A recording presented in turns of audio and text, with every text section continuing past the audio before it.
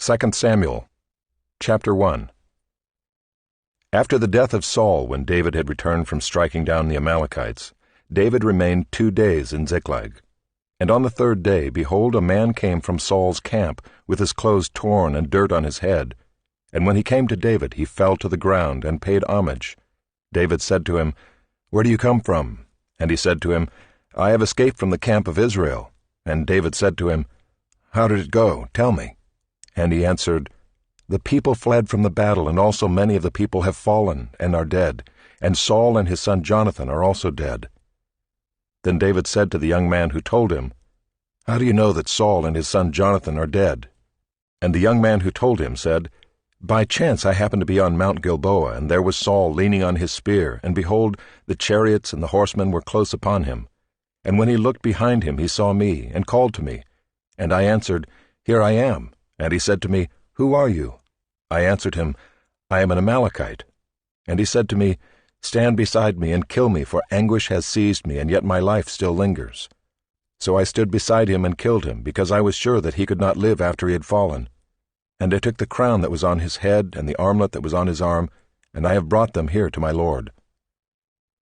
Then David took hold of his clothes and tore them, and so did all the men who were with him. And they mourned and wept and fasted until evening for Saul and for Jonathan his son, and for the people of the Lord and for the house of Israel, because they had fallen by the sword. And David said to the young man who told him, "Where do you come from?" And he answered, "I am the son of a sojourner, an Amalekite." David said to him, "How is it you were not afraid to put out your hand to destroy the Lord's anointed?" Then David called one of the young men and said, "Go, execute him." And he struck him down so that he died.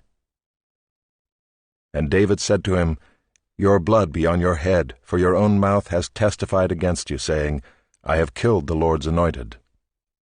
And David lamented with this lamentation over Saul and Jonathan his son, and he said it should be taught to the people of Judah. Behold, it is written in the book of Jasher.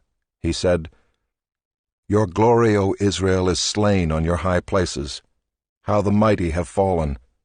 Tell it not in Gath, publish it not in the streets of Ashkelon, lest the daughters of the Philistines rejoice, lest the daughters of the uncircumcised exult. You mountains of Gilboa, let there be no dew or rain upon you, nor fields of offerings. For there the shield of the mighty was defiled, the shield of Saul not anointed with oil. From the blood of the slain, from the fat of the mighty, the bow of Jonathan turned not back, and the sword of Saul returned not empty. Saul and Jonathan, beloved and lovely.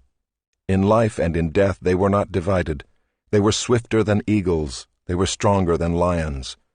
You daughters of Israel, weep over Saul, who clothed you luxuriously in scarlet, who put ornaments of gold on your apparel. How the mighty have fallen in the midst of the battle! Jonathan lies slain on your high places. I am distressed for you, my brother Jonathan. Very pleasant have you been to me. Your love to me was extraordinary, surpassing the love of women. How the mighty have fallen, and the weapons of war perished."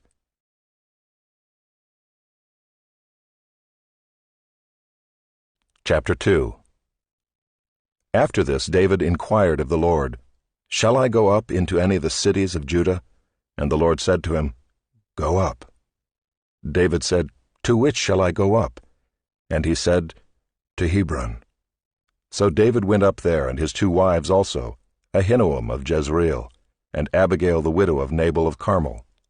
And David brought up his men who were with him, every one with his household, and they lived in the towns of Hebron. And the men of Judah came, and there they anointed David king over the house of Judah. When they told David, "It was the men of Jabesh-Gilead who buried Saul," David sent messengers to the men of Jabesh-Gilead and said to them, "May you be blessed by the Lord, because you showed this loyalty to Saul your lord, and buried him. Now may the Lord show steadfast love and faithfulness to you, and I will do good to you because you have done this thing. Now therefore let your hands be strong, and be valiant. For Saul your lord is dead, and the house of Judah has anointed me king over them." But Abner the son of Ner, commander of Saul's army, took Ishbosheth the son of Saul, and brought him over to Mahanaim. And he made him king over Gilead and the Asherites and Jezreel and Ephraim and Benjamin and all Israel. Ishbosheth, Saul's son, was 40 years old when he began to reign over Israel, and he reigned 2 years. But the house of Judah followed David, and the time that David was king in Hebron over the house of Judah was 7 years and 6 months. Abner the son of Ner and the servants of Ishbosheth the son of Saul went out from Mahanaim to Gibeon. And Joab the son of Zeruiah and the servants of David went out and met them at the pool of Gibeon. And they sat down, the one on the one side of the pool, and the other on the other side of the pool. And Abner said to Joab, "Let the young men arise and compete before us." And Joab said, "Let them arise." Then they arose and passed over by number, 12 for Benjamin and Ishbosheth the son of Saul, and 12 of the servants of David. And each caught his opponent by the head and thrust his sword in his opponent's side, so they fell down together. Therefore that place was called Helkath Hazurim, which is at Gibeon. And the battle was very fierce that day, and Abner and the men of Israel were beaten before the servants of David. And the 3 sons of Zeruiah were there, Joab, Abishai, and Asahel. Now Asahel was as swift of foot as a wild gazelle. And Asahel pursued Abner, and as he went, he turned neither to the right hand nor to the left from following Abner. Then Abner looked behind him and said, "Is it you, Asahel?" And he answered, "It is I." Abner said to him, "Turn aside to your right hand or to your left, and seize one of the young men and take his spoil." But Asahel would not turn aside from following him. And Abner said again to Asahel, "Turn aside from following me. Why should I strike you to the ground? How then could I lift up my face to your brother Joab?" But he refused to turn aside. Therefore Abner struck him in the stomach with the butt of his spear, so that the spear came out at his back. And he fell there and died where he was. And all who came to the place where Asahel had fallen and died stood still. But Joab and Abishai pursued Abner. And as the sun was going down, they came to the hill of Ammah, which lies before Giah, on the way to the wilderness of Gibeon. And the people of Benjamin gathered themselves together behind Abner, and became one group, and took their stand on the top of a hill. Then Abner called to Joab, "Shall the sword devour forever? Do you not know that the end will be bitter? How long will it be before you tell your people to turn from the pursuit of their brothers?" And Joab said, "As God lives, if you had not spoken, surely the men would not have given up the pursuit of their brothers until the morning." So Joab blew the trumpet, and all the men stopped and pursued Israel no more, nor did they fight any more. And Abner and his men went all that night through the Arabah. They crossed the Jordan, and marching the whole morning they came to Mahanaim. Joab returned from the pursuit of Abner, and when he had gathered all the people together, there were missing from David's servants 19 men besides Asahel. But the servants of David had struck down of Benjamin 360 of Abner's men. And they took up Asahel and buried him in the tomb of his father, which was at Bethlehem. And Joab and his men marched all night, and the day broke upon them at Hebron.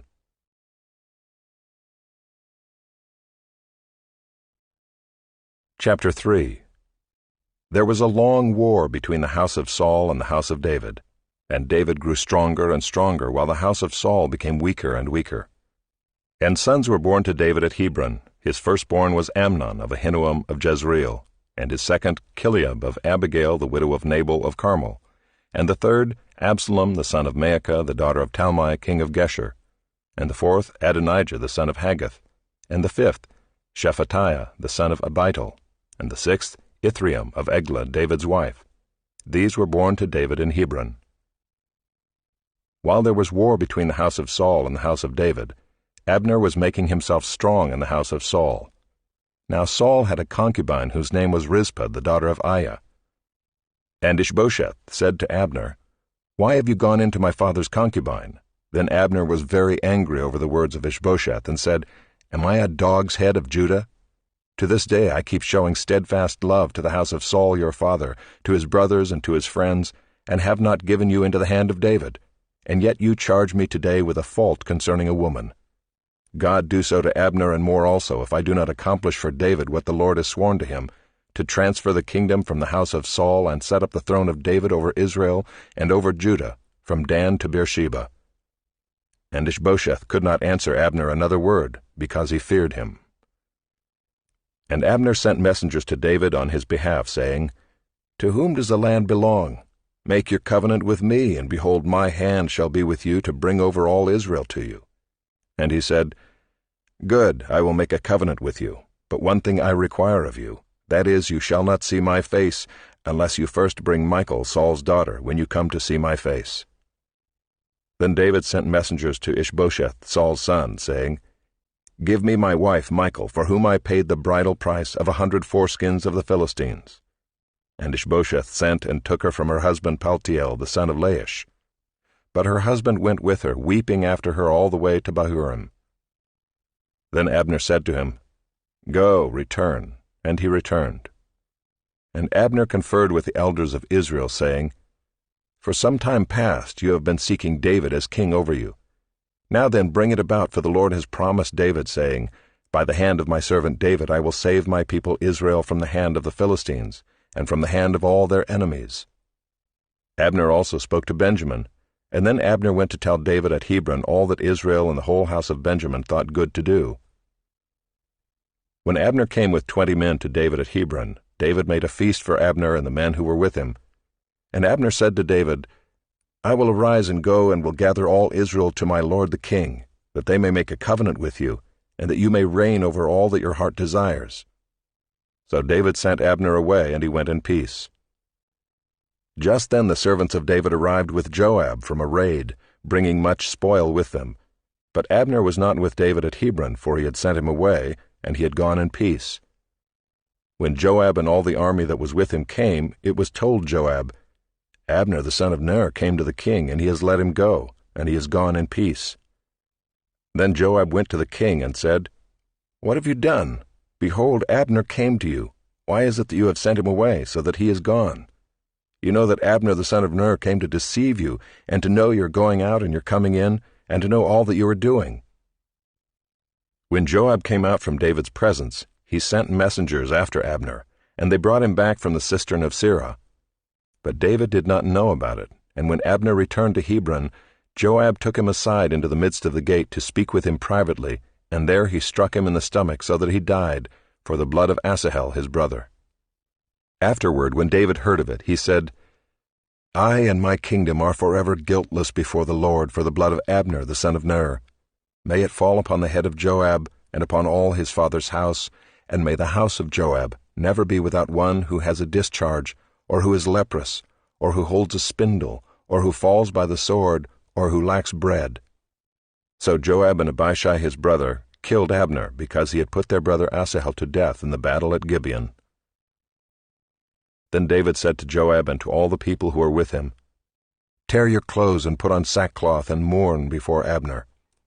And King David followed the bier. They buried Abner at Hebron. And the king lifted up his voice and wept at the grave of Abner, and all the people wept. And the king lamented for Abner, saying, Should Abner die as a fool dies? Your hands were not bound, your feet were not fettered. As one falls before the wicked you have fallen. And all the people wept again over him. Then all the people came to persuade David to eat bread while it was yet day.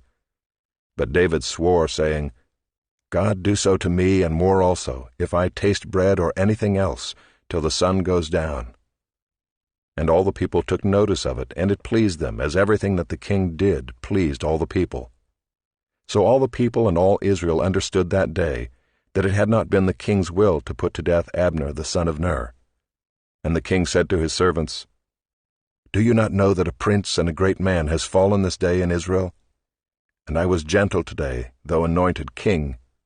These men, the sons of Zeruiah, are more severe than I. The Lord repay the evildoer according to his wickedness.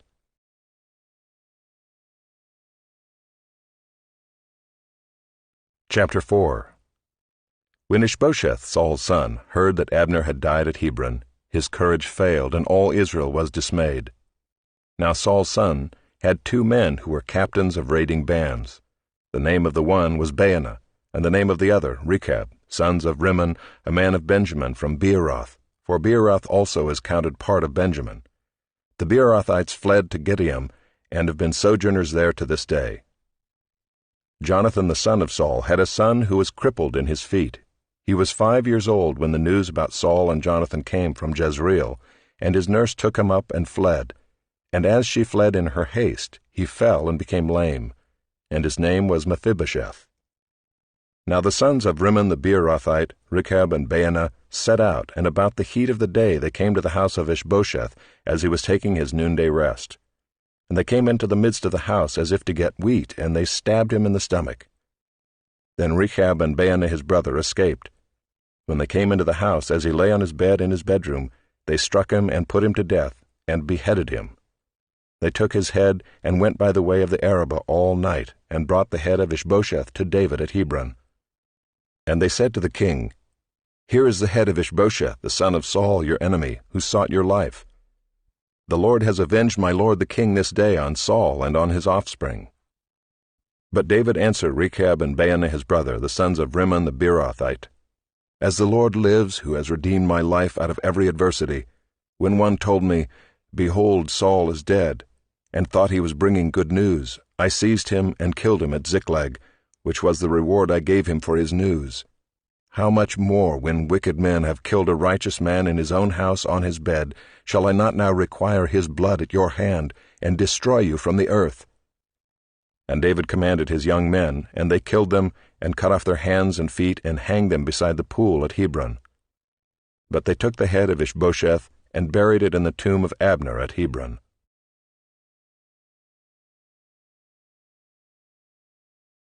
Chapter 5. Then all the tribes of Israel came to David at Hebron and said, Behold, we are your bone and flesh. In times past, when Saul was king over us, it was you who led out and brought in Israel, and the Lord said to you, You shall be shepherd of my people Israel, and you shall be prince over Israel. So all the elders of Israel came to the king at Hebron, and King David made a covenant with them at Hebron before the Lord. And they anointed David king over Israel. David was 30 years old when he began to reign, and he reigned 40 years. At Hebron he reigned over Judah 7 years and 6 months, and at Jerusalem he reigned over all Israel and Judah 33 years.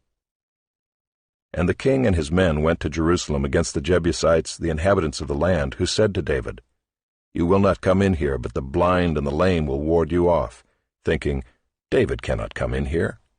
Nevertheless, David took the stronghold of Zion, that is, the city of David. And David said on that day, Whoever would strike the Jebusites, let him get up the water shaft, to attack the lame and the blind, who are hated by David's soul. Therefore it is said, The blind and the lame shall not come into the house. And David lived in the stronghold, and called it the city of David. And David built the city all around, from the Millo inward. And David became greater and greater, for the Lord, the God of hosts, was with him. And Hiram king of Tyre sent messengers to David, and cedar trees, also carpenters and masons, who built David a house.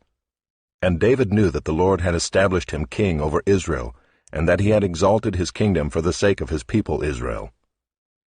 And David took more concubines and wives from Jerusalem, after he came from Hebron, and more sons and daughters were born to David.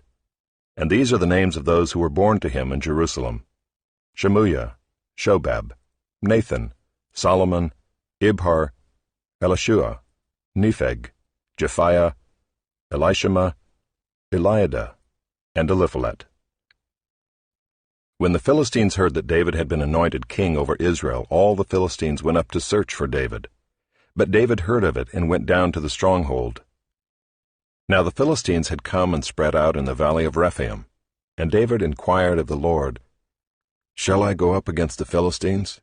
Will you give them into my hand? And the Lord said to David, Go up, for I will certainly give the Philistines into your hand. And David came to Baal-perazim, and David defeated them there.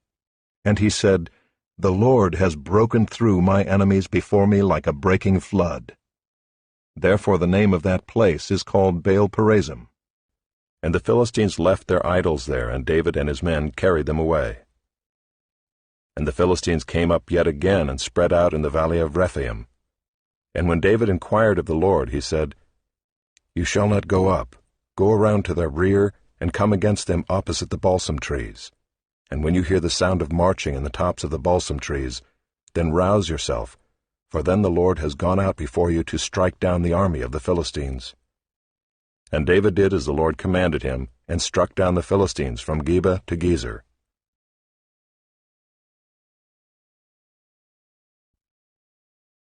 Chapter 6.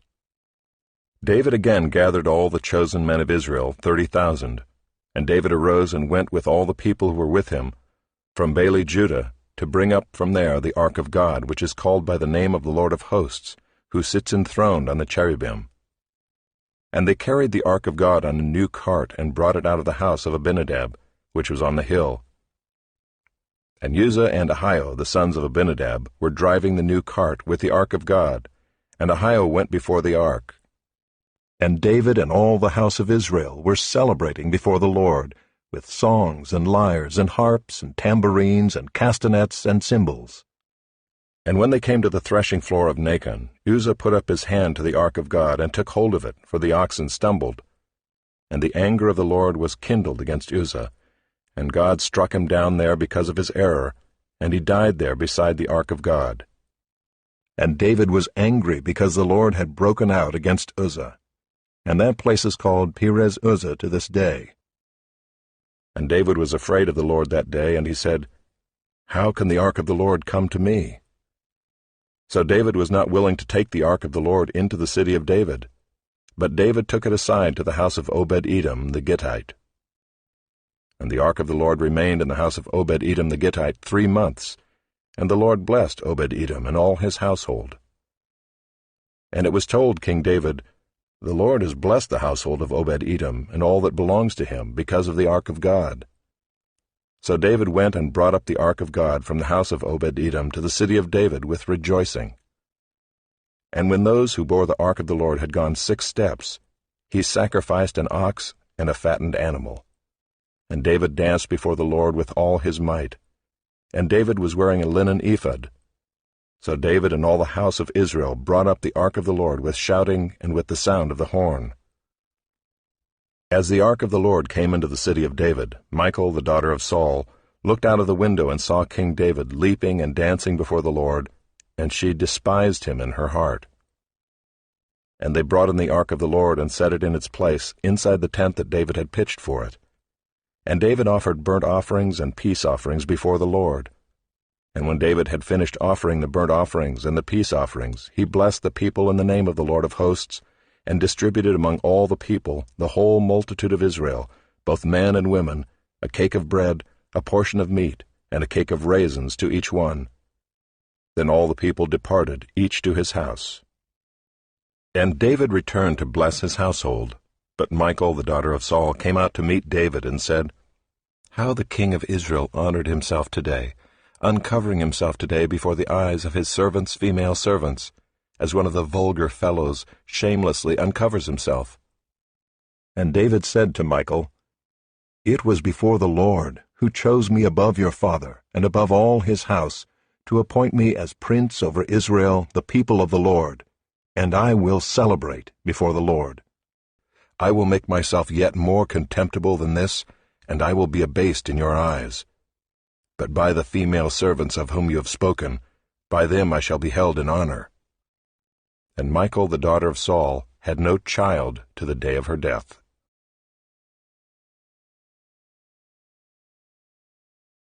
Chapter 7.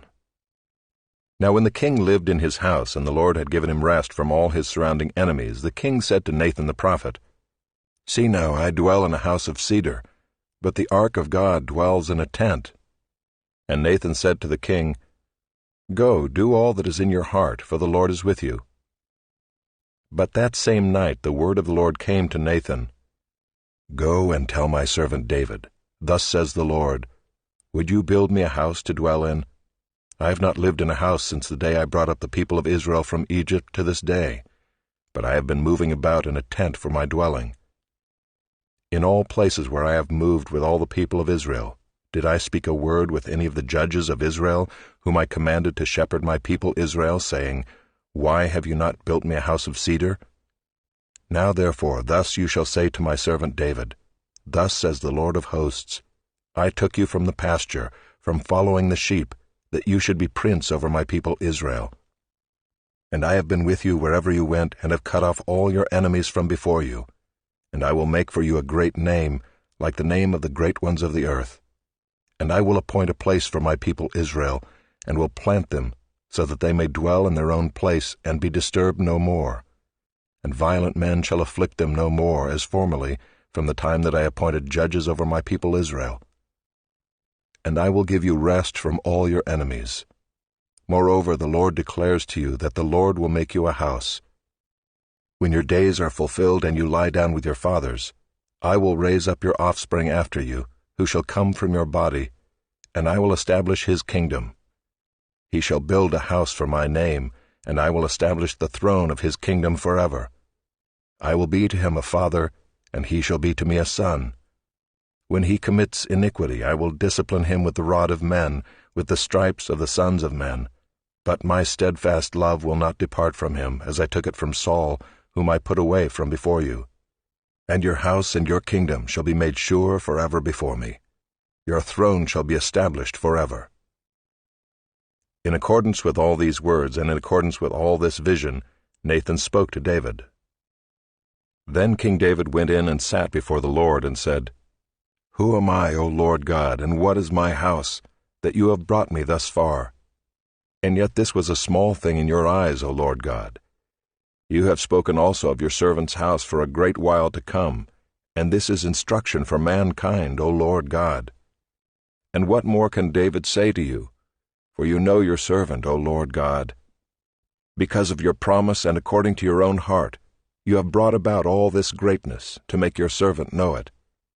Therefore you are great, O Lord God, for there is none like you, and there is no God besides you, according to all that we have heard with our ears. And who is like your people Israel, the one nation on earth whom God went to redeem to be his people, making himself a name and doing for them great and awesome things, by driving out before your people, whom you redeemed for yourself from Egypt, a nation and its gods?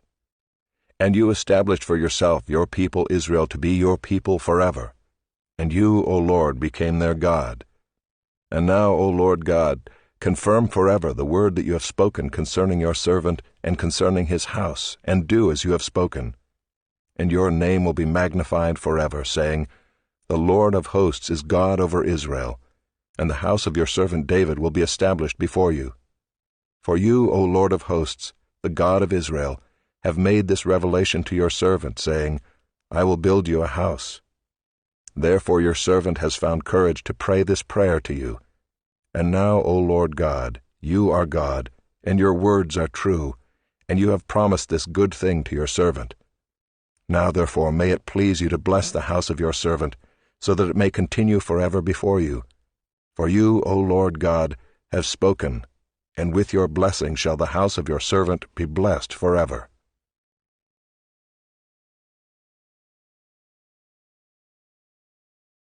Chapter 8. After this David defeated the Philistines and subdued them, and David took Metheg-Ammah out of the hand of the Philistines. And he defeated Moab, and he measured them with a line, making them lie down on the ground. 2 lines he measured to be put to death, and 1 full line to be spared. And the Moabites became servants to David, and brought tribute. David also defeated Hadadezer the son of Rehob, king of Zobah, as he went to restore his power at the river Euphrates. And David took from him 1,700 horsemen and 20,000 foot soldiers. And David hamstrung all the chariot horses, but left enough for 100 chariots. And when the Syrians of Damascus came to help Hadadezer king of Zobah, David struck down 22,000 men of the Syrians. Then David put garrisons in Aram of Damascus, and the Syrians became servants to David and brought tribute. And the Lord gave victory to David wherever he went. And David took the shields of gold that were carried by the servants of Hadadezer, and brought them to Jerusalem. And from Betah and from Berothai, cities of Hadadezer, King David took very much bronze. When Toi king of Hamath heard that David had defeated the whole army of Hadadezer, Toi sent his son Joram to King David, to ask about his health and to bless him because he had fought against Hadadezer and defeated him. For Hadadezer had often been at war with Toi. And Joram brought with him articles of silver, of gold, and of bronze. These also King David dedicated to the Lord, together with the silver and gold that he dedicated from all the nations he subdued, from Edom, Moab, the Ammonites, the Philistines, Amalek, and from the spoil of Hadad-ezer, the son of Rehob, king of Zobah. And David made a name for himself when he returned from striking down 18,000 Edomites in the valley of Salt. Then he put garrisons in Edom.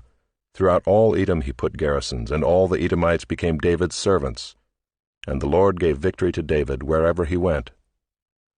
So David reigned over all Israel, and David administered justice and equity to all his people.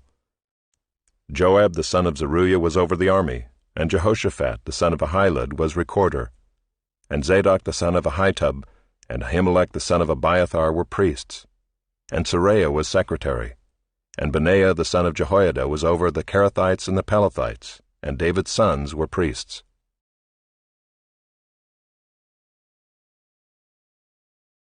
Chapter 9. And David said, "Is there still anyone left of the house of Saul, that I may show him kindness for Jonathan's sake?" Now there was a servant of the house of Saul, whose name was Ziba, and they called him to David. And the king said to him, "Are you Ziba?" And he said, "I am your servant." And the king said, "Is there not still someone of the house of Saul, that I may show the kindness of God to him?" Ziba said to the king, "There is still a son of Jonathan, he is crippled in his feet." The king said to him, "Where is he?" And Ziba said to the king, "He is in the house of Machir the son of Ammiel, at Lo-debar." Then King David sent and brought him from the house of Machir the son of Ammiel at Lo-debar. And Mephibosheth the son of Jonathan, son of Saul, came to David and fell on his face and paid homage. And David said, "Mephibosheth." And he answered, "Behold, I am your servant." And David said to him, "Do not fear, for I will show you kindness for the sake of your father Jonathan, and I will restore to you all the land of Saul your father, and you shall eat at my table always." And he paid homage and said, "What is your servant that you should show regard for a dead dog such as I?" Then the king called Ziba, Saul's servant, and said to him, "All that belonged to Saul and to all his house I have given to your master's grandson, and you and your sons and your servants shall till the land for him and shall bring in the produce, that your master's grandson may have bread to eat. But Mephibosheth, your master's grandson, shall always eat at my table." Now Ziba had 15 sons and 20 servants. Then Ziba said to the king, "According to all that my lord the king commands his servant, so will your servant do." So Mephibosheth ate at David's table like one of the king's sons. And Mephibosheth had a young son whose name was Micah, and all who lived in Ziba's house became Mephibosheth's servants. So Mephibosheth lived in Jerusalem, for he ate always at the king's table. Now he was lame in both his feet.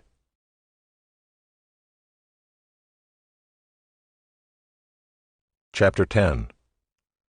After this the king of the Ammonites died, and Hanun his son reigned in his place. And David said, "I will deal loyally with Hanun the son of Nahash, as his father dealt loyally with me." So David sent by his servants to console him concerning his father. And David's servants came into the land of the Ammonites. But the princes of the Ammonites said to Hanun their lord, "Do you think because David has sent comforters to you that he is honoring your father? Has not David sent his servants to you to search the city and to spy it out and to overthrow it?" So Hanun took David's servants, and shaved off half the beard of each, and cut off their garments in the middle at their hips, and sent them away. When it was told David, he sent to meet them, for the men were greatly ashamed. And the king said, "Remain at Jericho until your beards have grown, and then return." When the Ammonites saw that they had become a stench to David, the Ammonites sent and hired the Syrians of Beth-rehob and the Syrians of Zobah, 20,000 foot soldiers, and the king of Maacah with 1,000 men, and the men of Tob 12,000 men. And when David heard of it, he sent Joab and all the host of the mighty men. And the Ammonites came out and drew up in battle array at the entrance of the gate, and the Syrians of Zobah and of Rehob, and the men of Tob and Maacah were by themselves in the open country. When Joab saw that the battle was set against him both in front and in the rear, he chose some of the best men of Israel and arrayed them against the Syrians. The rest of his men he put in the charge of Abishai his brother, and he arrayed them against the Ammonites. And he said, "If the Syrians are too strong for me, then you shall help me. But if the Ammonites are too strong for you, then I will come and help you. Be of good courage, and let us be courageous for our people and for the cities of our God, and may the Lord do what seems good to him." So Joab and the people who were with him drew near to battle against the Syrians, and they fled before him. And when the Ammonites saw that the Syrians fled, they likewise fled before Abishai and entered the city. Then Joab returned from fighting against the Ammonites and came to Jerusalem. But when the Syrians saw that they had been defeated by Israel, they gathered themselves together. And Hadadezer sent and brought out the Syrians who were beyond the Euphrates. They came to Helam with Shobach, the commander of the army of Hadadezer, at their head. And when it was told David, he gathered all Israel together and crossed the Jordan and came to Helam. The Syrians arrayed themselves against David and fought with him. And the Syrians fled before Israel, and David killed of the Syrians the men of 700 chariots, and 40,000 horsemen, and wounded Shobach the commander of their army, so that he died there. And when all the kings who were servants of Hadadezer saw that they had been defeated by Israel, they made peace with Israel and became subject to them. So the Syrians were afraid to save the Ammonites any more.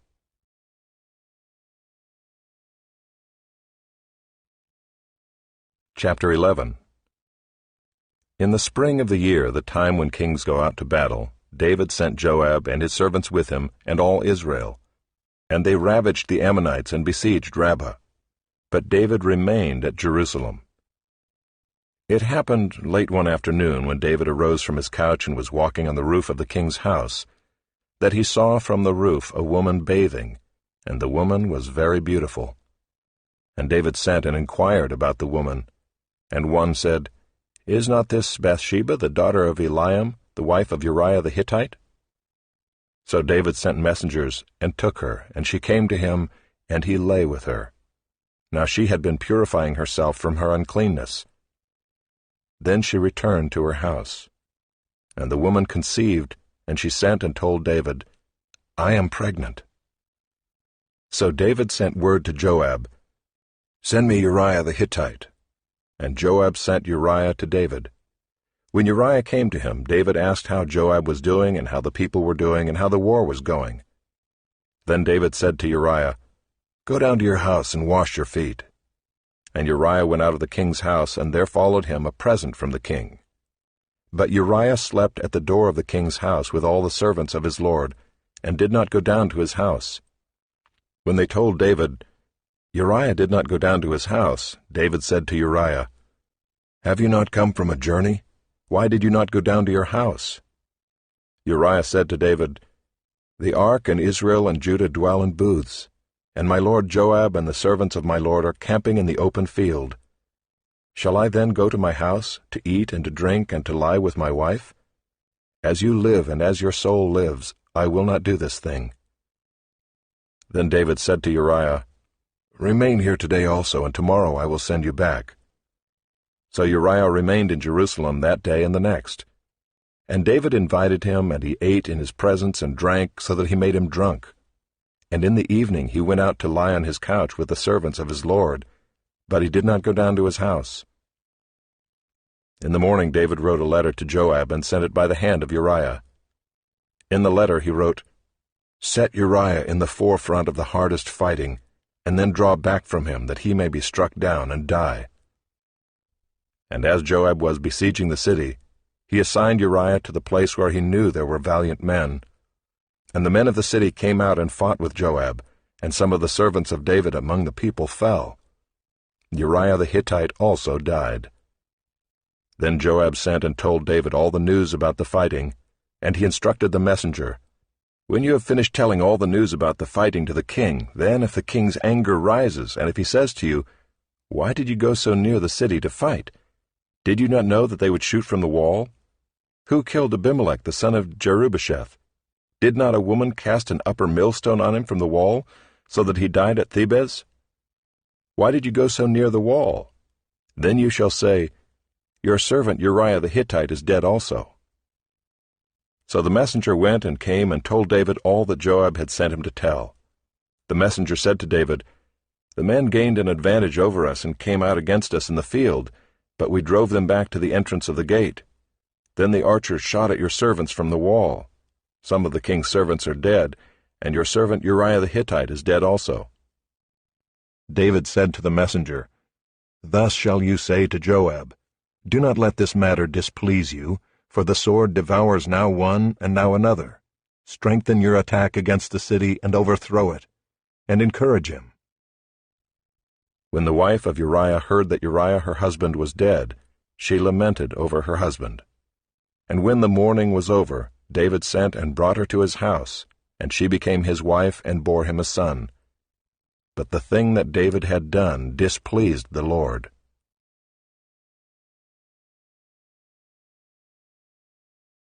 Chapter 12. And the Lord sent Nathan to David. He came to him and said to him, "There were 2 men in a certain city, the one rich and the other poor. The rich man had very many flocks and herds, but the poor man had nothing but one little ewe lamb which he had bought. And he brought it up, and it grew up with him and with his children. It used to eat of his morsel and drink from his cup and lie in his arms, and it was like a daughter to him. Now there came a traveler to the rich man, and he was unwilling to take one of his own flock or herd to prepare for the guest who had come to him. But he took the poor man's lamb and prepared it for the man who had come to him. Then David's anger was greatly kindled against the man, and he said to Nathan, As the Lord lives, the man who has done this deserves to die, and he shall restore the lamb 4-fold, because he did this thing, and because he had no pity." Nathan said to David, "You are the man. Thus says the Lord, the God of Israel, I anointed you king over Israel, and I delivered you out of the hand of Saul, and I gave you your master's house and your master's wives into your arms, and gave you the house of Israel and of Judah. And if this were too little, I would add to you as much more. Why have you despised the word of the Lord, to do what is evil in his sight? You have struck down Uriah the Hittite with the sword, and have taken his wife to be your wife, and have killed him with the sword of the Ammonites. Now therefore the sword shall never depart from your house, because you have despised me, and have taken the wife of Uriah the Hittite to be your wife. Thus says the Lord, Behold, I will raise up evil against you out of your own house, and I will take your wives before your eyes, and give them to your neighbor, and he shall lie with your wives in the sight of this sun. For you did it secretly, but I will do this thing before all Israel and before the sun." David said to Nathan, "I have sinned against the Lord." And Nathan said to David, "The Lord also has put away your sin. You shall not die. Nevertheless, because by this deed you have utterly scorned the Lord, the child who is born to you shall die." Then Nathan went to his house. And the Lord afflicted the child that Uriah's wife bore to David, and he became sick. David therefore sought God on behalf of the child, and David fasted, and went in and lay all night on the ground. And the elders of his house stood beside him, to raise him from the ground, but he would not, nor did he eat food with them. On the 7th day the child died. And the servants of David were afraid to tell him that the child was dead, for they said, Behold, while the child was yet alive, we spoke to him, and he did not listen to us. How then can we say to him, The child is dead? He may do himself some harm. But when David saw that his servants were whispering together, David understood that the child was dead. And David said to his servants, Is the child dead? They said, He is dead. Then David arose from the earth and washed and anointed himself and changed his clothes. And he went into the house of the Lord and worshipped. He then went to his own house, and when he asked, they set food before him, and he ate. Then his servants said to him, What is this thing that you have done? You fasted and wept for the child while he was alive, but when the child died, you arose and ate food. He said, While the child was still alive, I fasted and wept, for I said, Who knows whether the Lord will be gracious to me, that the child may live? But now he is dead. Why should I fast? Can I bring him back again? I shall go to him, but he will not return to me." Then David comforted his wife Bathsheba, and went in to her, and lay with her, and she bore a son, and he called his name Solomon. And the Lord loved him, and sent a message by Nathan the prophet. So he called his name Jedidiah, because of the Lord. Now Joab fought against Rabbah of the Ammonites, and took the royal city. And Joab sent messengers to David, and said, I have fought against Rabbah, moreover I have taken the city of waters. Now then gather the rest of the people together, and encamp against the city, and take it, lest I take the city, and it be called by my name. So David gathered all the people together, and went to Rabbah, and fought against it, and took it. And he took the crown of their king from his head. The weight of it was a talent of gold, and in it was a precious stone, and it was placed on David's head. And he brought out the spoil of the city, a very great amount. And he brought out the people who were in it, and set them to labor with saws and iron picks and iron axes, and made them toil at the brick kilns. And thus he did to all the cities of the Ammonites. Then David and all the people returned to Jerusalem.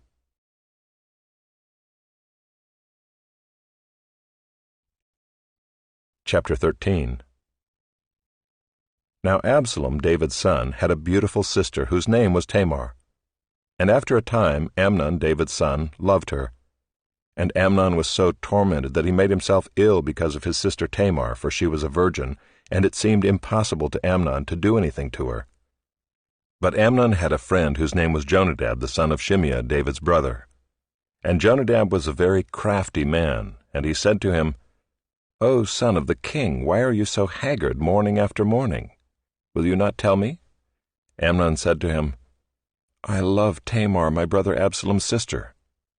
Jonadab said to him, Lie down on your bed and pretend to be ill, and when your father comes to see you, say to him, Let my sister Tamar come and give me bread to eat, and prepare the food in my sight, that I may see it and eat it from her hand. So Amnon lay down and pretended to be ill. And when the king came to see him, Amnon said to the king, Please let my sister Tamar come and make a couple of cakes in my sight, that I may eat from her hand. Then David sent home to Tamar, saying, Go to your brother Amnon's house and prepare food for him. So Tamar went to her brother Amnon's house, where he was lying down, and she took dough and kneaded it, and made cakes in his sight, and baked the cakes. And she took the pan and emptied it out before him, but he refused to eat. And Amnon said, Send out everyone from me. So everyone went out from him. Then Amnon said to Tamar, Bring the food into the chamber, that I may eat from your hand. And Tamar took the cakes she had made, and brought them into the chamber to Amnon her brother. But when she brought them near him to eat, he took hold of her, and said to her, Come, lie with me, my sister. She answered him, No, my brother, do not violate me, for such a thing is not done in Israel. Do not do this outrageous thing. As for me, where could I carry my shame? And as for you, you would be as one of the outrageous fools in Israel.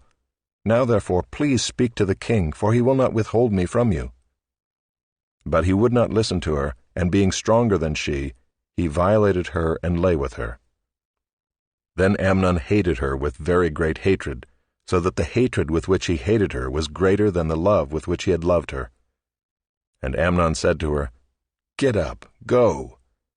But she said to him, No, my brother, for this wrong in sending me away is greater than the other that you did to me.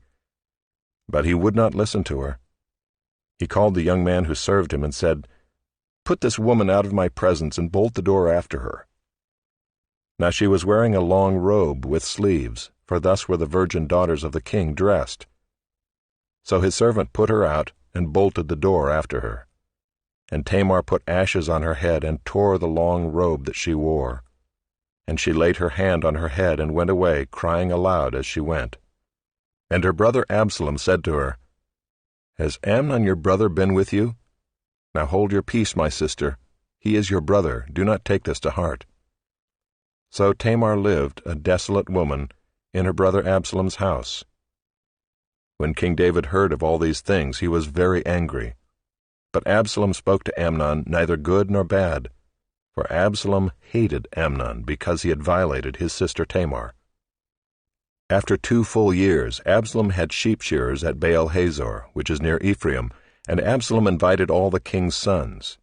And Absalom came to the king and said, Behold, your servant has sheep shearers. Please let the king and his servants go with your servant. But the king said to Absalom, No, my son, let us not all go, lest we be burdensome to you. He pressed him, but he would not go, but gave him his blessing. Then Absalom said, If not, please let my brother Amnon go with us. And the king said to him, Why should he go with you? But Absalom pressed him until he let Amnon and all the king's sons go with him. Then Absalom commanded his servants, Mark when Amnon's heart is merry with wine, and when I say to you, Strike Amnon, then kill him. Do not fear, have I not commanded you? Be courageous and be valiant. So the servants of Absalom did to Amnon as Absalom had commanded. Then all the king's sons arose, and each mounted his mule and fled. While they were on the way, news came to David, Absalom has struck down all the king's sons, and not one of them is left. Then the king arose and tore his garments and lay on the earth, and all his servants who were standing by tore their garments. But Jonadab the son of Shimeah, David's brother, said, Let not my lord suppose that they have killed all the young men, the king's sons, for Amnon alone is dead. For by the command of Absalom this has been determined from the day he violated his sister Tamar. Now therefore let not my lord the king so take it to heart as to suppose that all the king's sons are dead, for Amnon alone is dead. But Absalom fled, and the young man who kept the watch lifted up his eyes and looked, and behold, many people were coming from the road behind him by the side of the mountain. And Jonadab said to the king, Behold, the king's sons have come, as your servant said, so it has come about. And as soon as he had finished speaking, behold, the king's sons came and lifted up their voice and wept.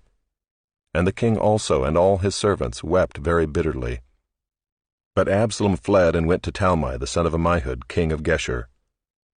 And David mourned for his son day after day. So Absalom fled and went to Geshur and was there 3 years. And the spirit of the king longed to go out to Absalom, because he was comforted about Amnon, since he was dead.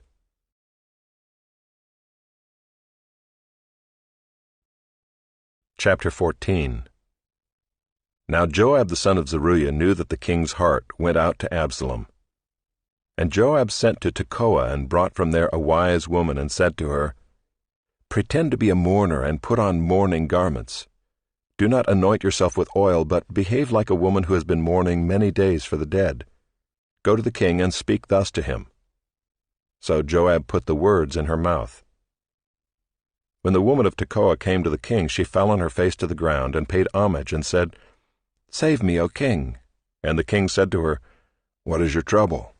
She answered, Alas, I am a widow, my husband is dead. And your servant had 2 sons, and they quarreled with one another in the field. There was no one to separate them, and one struck the other and killed him. And now the whole clan has risen against your servant, and they say, Give up the man who struck his brother, that we may put him to death for the life of his brother whom he killed. And so they would destroy the heir also. Thus they would quench my coal that is left, and leave to my husband neither name nor remnant on the face of the earth. Then the king said to the woman, Go to your house, and I will give orders concerning you. And the woman of Tekoa said to the king, On me be the guilt, my lord the king, and on my father's house. Let the king and his throne be guiltless. The king said, If anyone says anything to you, bring him to me, and he shall never touch you again. Then she said, Please let the king invoke the Lord your God, that the avenger of blood kill no more, and my son be not destroyed. He said, As the Lord lives, not one hair of your son shall fall to the ground. Then the woman said, Please let your servant speak a word to my lord the king. He said, Speak. And the woman said, Why then have you planned such a thing against the people of God? For in giving this decision the king convicts himself, inasmuch as the king does not bring his banished one home again. We must all die. We are like water spilled on the ground, which cannot be gathered up again.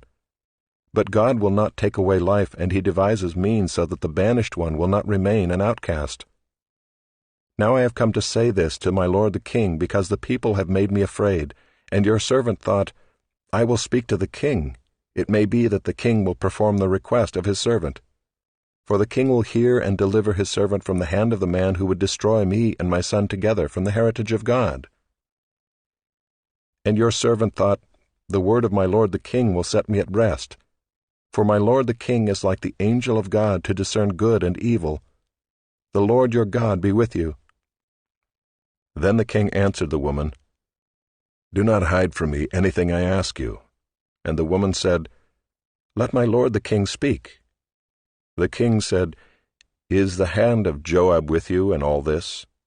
The woman answered and said, "As surely as you live, my lord the king, one cannot turn to the right hand or to the left from anything that my lord the king has said. It was your servant Joab who commanded me. It was he who put all these words in the mouth of your servant. In order to change the course of things, your servant Joab did this. But my lord has wisdom like the wisdom of the angel of God, to know all things that are on the earth." Then the king said to Joab, "Behold, now I grant this. Go, bring back the young man Absalom." And Joab fell on his face to the ground, and paid homage and blessed the king. And Joab said, "Today your servant knows that I have found favor in your sight, my lord the king, in that the king has granted the request of his servant." So Joab arose and went to Geshur and brought Absalom to Jerusalem. And the king said, "Let him dwell apart in his own house. He is not to come into my presence." So Absalom lived apart in his own house and did not come into the king's presence. Now in all Israel there was no one so much to be praised for his handsome appearance as Absalom. From the sole of his foot to the crown of his head there was no blemish in him. And when he cut the hair of his head, for at the end of every year he used to cut it, when it was heavy on him he cut it, he weighed the hair of his head 200 shekels by the king's weight. There were born to Absalom 3 sons, and 1 daughter whose name was Tamar. She was a beautiful woman. So Absalom lived 2 full years in Jerusalem without coming into the king's presence. Then Absalom sent for Joab to send him to the king, but Joab would not come to him. And he sent a second time, but Joab would not come. Then he said to his servants, "See, Joab's field is next to mine, and he has barley there. Go and set it on fire." So Absalom's servants set the field on fire. Then Joab arose and went to Absalom at his house, and said to him, "Why have your servants set my field on fire?" Absalom answered Joab, "Behold, I sent word to you. Come here that I may send you to the king to ask, Why have I come from Geshur? It would be better for me to be there still. Now therefore let me go into the presence of the king, and if there is guilt in me, let him put me to death." Then Joab went to the king and told him, and he summoned Absalom. So he came to the king, and bowed himself on his face to the ground before the king, and the king kissed Absalom.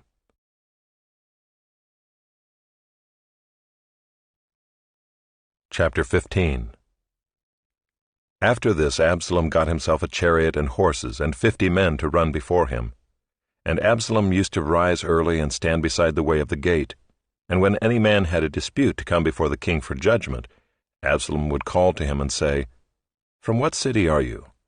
And when he said, "Your servant is of such and such a tribe in Israel," Absalom would say to him, "See, your claims are good and right, but there is no man designated by the king to hear you."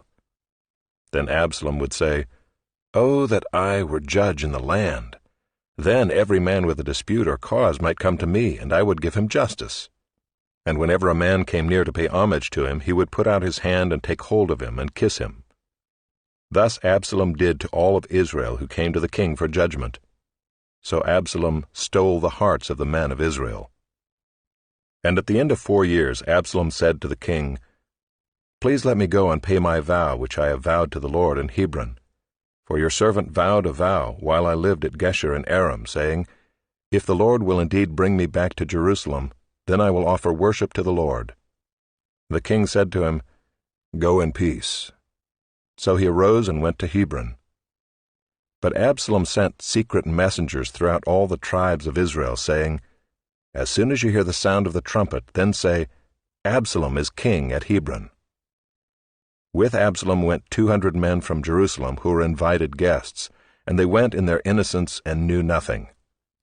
And while Absalom was offering the sacrifices, he sent for Ahithophel the Gilonite, David's counselor, from his city Gilo. And the conspiracy grew strong, and the people with Absalom kept increasing.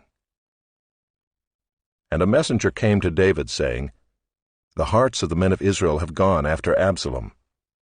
Then David said to all his servants who were with him at Jerusalem, "Arise and let us flee, or else there will be no escape for us from Absalom. Go quickly, lest he overtake us quickly and bring down ruin on us, and strike the city with the edge of the sword." And the king's servants said to the king, "Behold, your servants are ready to do whatever my lord the king decides." So the king went out, and all his household after him. And the king left 10 concubines to keep the house. And the king went out, and all the people after him, and they halted at the last house. And all his servants passed by him, and all the Kerethites, and all the Pelethites, and all the 600 Gittites who had followed him from Gath passed on before the king. Then the king said to Ittai the Gittite, "Why do you also go with us? Go back and stay with the king, for you are a foreigner, and also an exile from your home. You came only yesterday, and shall I today make you wander about with us, since I go I know not where? Go back and take your brothers with you, and may the Lord show steadfast love and faithfulness to you." But Ittai answered the king, "As the Lord lives, and as my lord the king lives, wherever my lord the king shall be, whether for death or for life, there also will your servant be." And David said to Ittai, "Go then, pass on." So Ittai the Gittite passed on with all his men, and all the little ones who were with him. And all the land wept aloud as all the people passed by, and the king crossed the brook Kidron, and all the people passed on toward the wilderness. And Abiathar came up, and behold, Zadok came also with all the Levites, bearing the ark of the covenant of God. And they set down the ark of God until the people had all passed out of the city. Then the king said to Zadok, "Carry the ark of God back into the city. If I find favor in the eyes of the Lord, he will bring me back and let me see both it and his dwelling place. But if he says, 'I have no pleasure in you,' behold, here I am, let him do to me what seems good to him." The king also said to Zadok the priest, "Are you not a seer? Go back to the city in peace with your 2 sons, Ahimaaz your son and Jonathan the son of Abiathar. See, I will wait at the fords of the wilderness until word comes from you to inform me." So Zadok and Abiathar carried the ark of God back to Jerusalem, and they remained there. But David went up the ascent of the Mount of Olives, weeping as he went, barefoot and with his head covered. And all the people who were with him covered their heads, and they went up, weeping as they went. And it was told David, "Ahithophel is among the conspirators with Absalom." And David said, "O Lord, please turn the counsel of Ahithophel into foolishness." While David was coming to the summit, where God was worshipped, behold, Hushai the Archite came to meet him with his coat torn and dirt on his head. David said to him, "If you go on with me, you will be a burden to me. But if you return to the city and say to Absalom, 'I will be your servant, O king, as I have been your father's servant in time past, so now I will be your servant,' then you will defeat for me the counsel of Ahithophel. Are not Zadok and Abiathar the priests with you there? So whatever you hear from the king's house, tell it to Zadok and Abiathar the priests. Behold, their 2 sons are with them there, Ahimaaz Zadok's son, and Jonathan Abiathar's son, and by them you shall send to me everything you hear."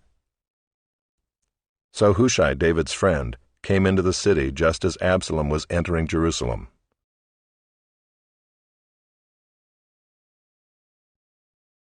Chapter 16.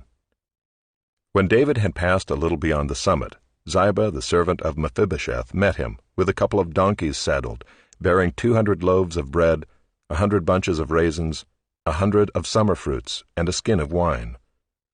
And the king said to Ziba, "Why have you brought these?"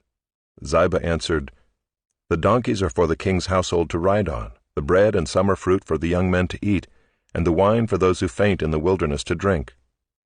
And the king said, "And where is your master's son?"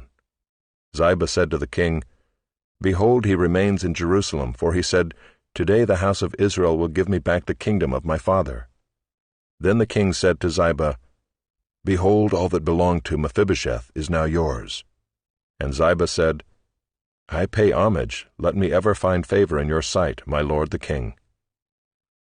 When King David came to Bahurim, there came out a man of the family of the house of Saul, whose name was Shimei, the son of Gera, and as he came he cursed continually. And he threw stones at David and at all the servants of King David, and all the people and all the mighty men were on his right hand and on his left. And Shimei said as he cursed, Get out, you man of blood, you worthless man! The Lord has avenged on you all the blood of the house of Saul, in whose place you have reigned, and the Lord has given the kingdom into the hand of your son Absalom. See, your evil is on you, for you are a man of blood. Then Abishai the son of Zeruiah said to the king, Why should this dead dog curse my lord the king? Let me go over and take off his head. But the king said, What have I to do with you, you sons of Zeruiah? If he is cursing because the Lord has said to him, Curse David, who then shall say, Why have you done so? And David said to Abishai and to all his servants, Behold, my own son seeks my life. How much more now may this Benjaminite? Leave him alone and let him curse, for the Lord has told him to. It may be that the Lord will look on the wrong done to me, and that the Lord will repay me with good for his cursing today. So David and his men went on the road, while Shimei went along on the hillside opposite him, and cursed as he went, and threw stones at him, and flung dust. And the king and all the people who were with him arrived weary at the Jordan, and there he refreshed himself.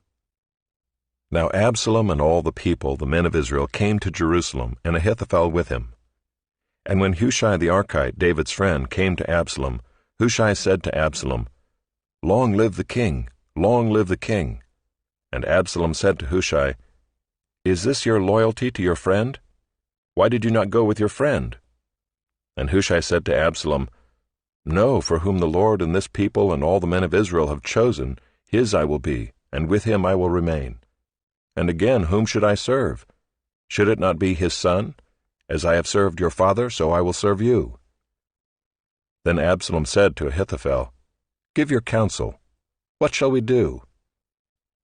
Ahithophel said to Absalom, Go into your father's concubines, whom he has left to keep the house, and all Israel will hear that you have made yourself a stench to your father, and the hands of all who are with you will be strengthened.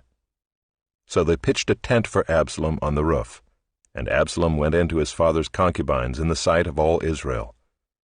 Now in those days the counsel that Ahithophel gave was as if one consulted the word of God. So was all the counsel of Ahithophel esteemed, both by David and by Absalom.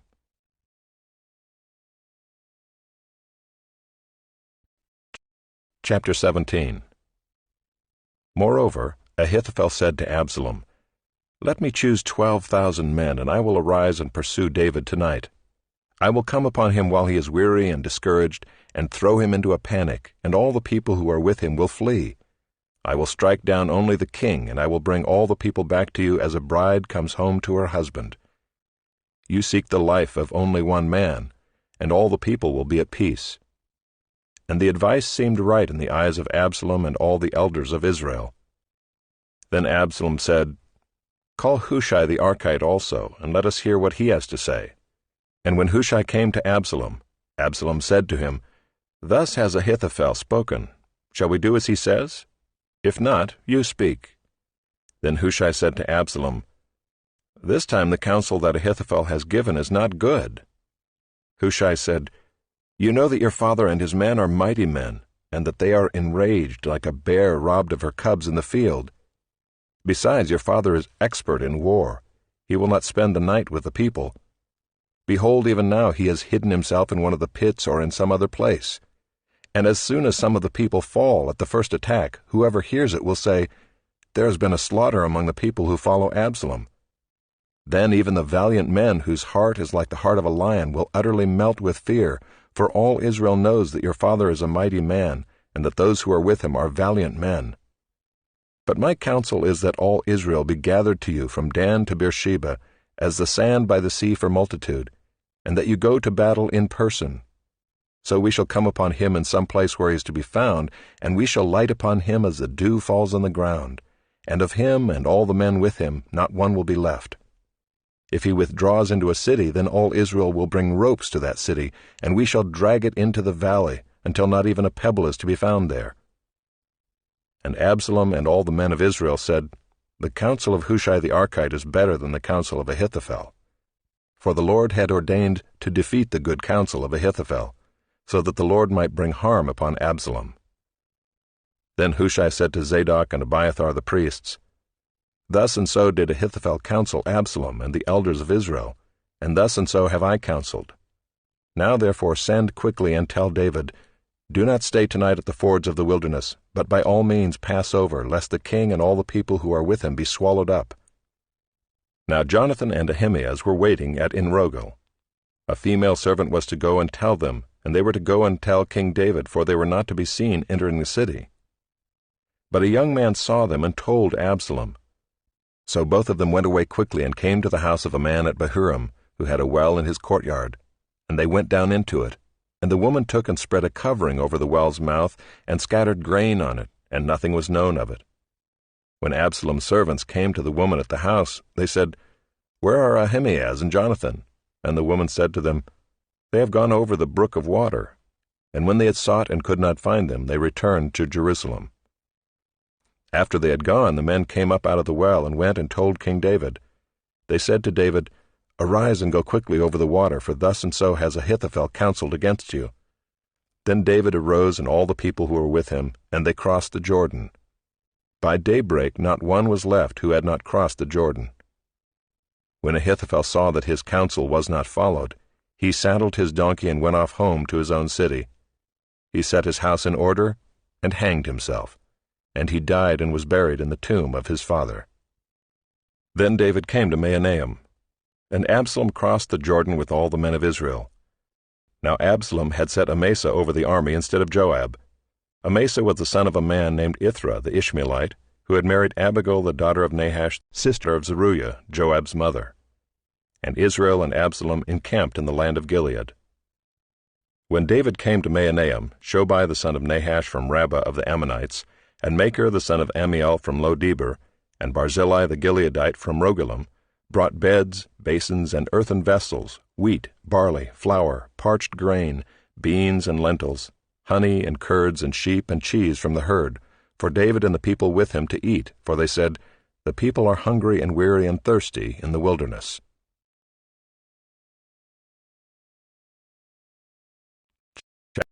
Chapter 18. Then David mustered the men who were with him, and set over them commanders of thousands, and commanders of hundreds. And David sent out the army 1/3 under the command of Joab, 1/3 under the command of Abishai the son of Zeruiah, Joab's brother, and 1/3 under the command of Ittai the Gittite. And the king said to the men, "I myself will also go out with you." But the men said, "You shall not go out, for if we flee, they will not care about us. If half of us die, they will not care about us. But you are worth 10,000 of us. Therefore it is better that you send us help from the city." The king said to them, "Whatever seems best to you I will do." So the king stood at the side of the gate, while all the army marched out by hundreds and by thousands. And the king ordered Joab and Abishai and Ittai, "Deal gently for my sake with the young man Absalom."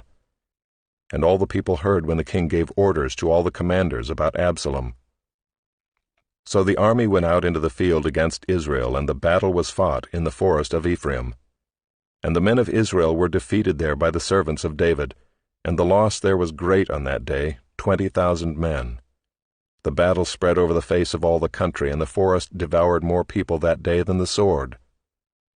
And Absalom happened to meet the servants of David. Absalom was riding on his mule, and the mule went under the thick branches of a great oak, and his head caught fast in the oak, and he was suspended between heaven and earth, while the mule that was under him went on. And a certain man saw it and told Joab, "Behold, I saw Absalom hanging in an oak."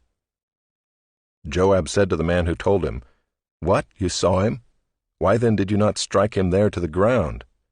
I would have been glad to give you 10 pieces of silver and a belt." But the man said to Joab, "Even if I felt in my hand the weight of 1,000 pieces of silver, I would not reach out my hand against the king's son, for in our hearing the king commanded you and Abishai and Ittai, For my sake protect the young man Absalom. On the other hand, if I had dealt treacherously against his life, and there's nothing hidden from the king, then you yourself would have stood aloof." Joab said, "I will not waste time like this with you." And he took 3 javelins in his hand and thrust them into the heart of Absalom while he was still alive in the oak. And 10 young men, Joab's armor-bearers, surrounded Absalom and struck him and killed him. Then Joab blew the trumpet, and the troops came back from pursuing Israel, for Joab restrained them. And they took Absalom and threw him into a great pit in the forest, and raised over him a very great heap of stones. And all Israel fled, every one to his own home. Now Absalom in his lifetime had taken and set up for himself the pillar that is in the king's valley, for he said, "I have no son to keep my name in remembrance." He called the pillar after his own name, and it is called Absalom's monument to this day.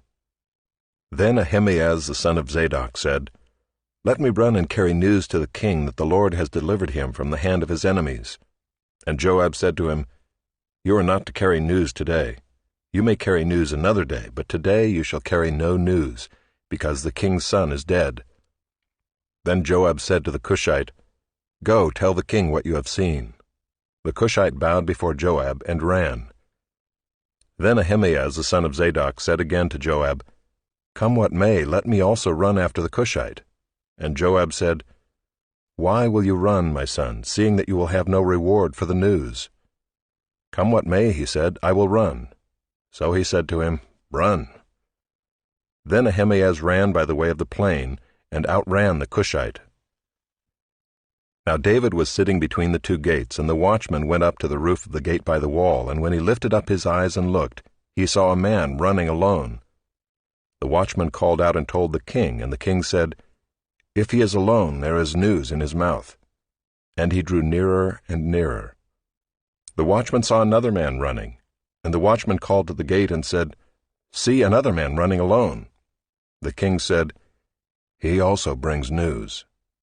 The watchman said, "I think the running of the first is like the running of Ahimaaz the son of Zadok."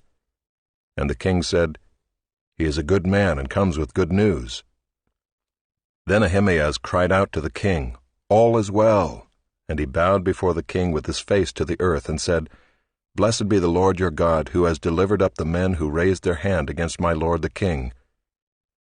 And the king said, "Is it well with the young man Absalom?" Ahimaaz answered, "When Joab sent the king's servant, your servant, I saw a great commotion, but I do not know what it was." And the king said, "Turn aside and stand here." So he turned aside and stood still. And behold, the Cushite came, and the Cushite said, "Good news for my lord the king, for the Lord has delivered you this day from the hand of all who rose up against you." The king said to the Cushite, "Is it well with the young man Absalom?" And the Cushite answered, "May the enemies of my lord the king and all who rise up against you for evil be like that young man." And the king was deeply moved, and went up to the chamber over the gate, and wept. And as he went, he said, "O my son Absalom, my son Absalom, would I had died instead of you, O Absalom, my son, my son."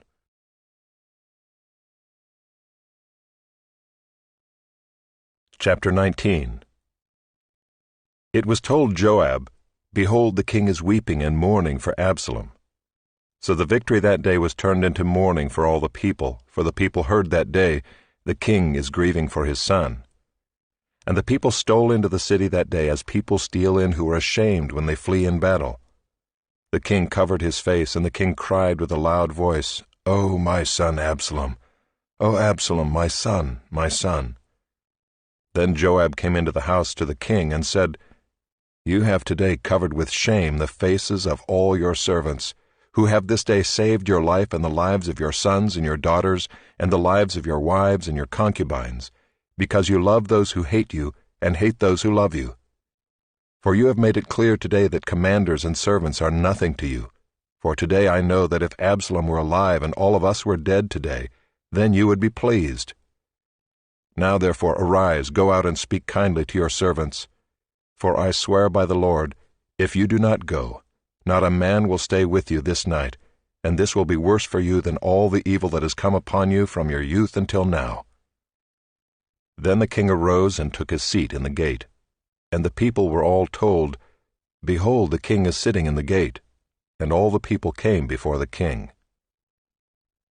Now Israel had fled every man to his own home, and all the people were arguing throughout all the tribes of Israel, saying, "The king delivered us from the hand of our enemies and saved us from the hand of the Philistines, and now he has fled out of the land from Absalom.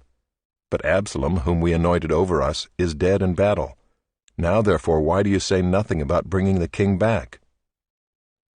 And King David sent his message to Zadok and Abiathar the priests, "Say to the elders of Judah, why should you be the last to bring the king back to his house, when the word of all Israel has come to the king? You are my brothers, you are my bone and my flesh.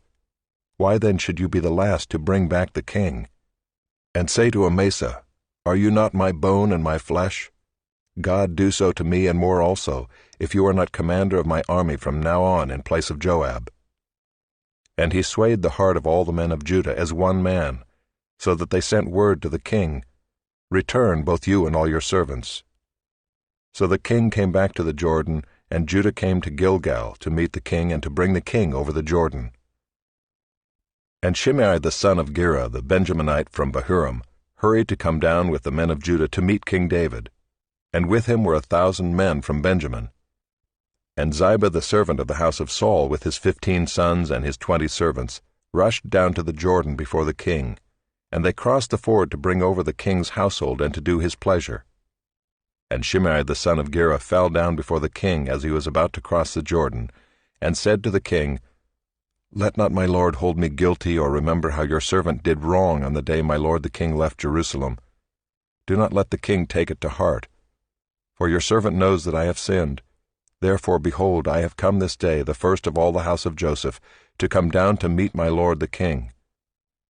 Abishai the son of Zeruiah answered, "Shall not Shimei be put to death for this, because he cursed the Lord's anointed?"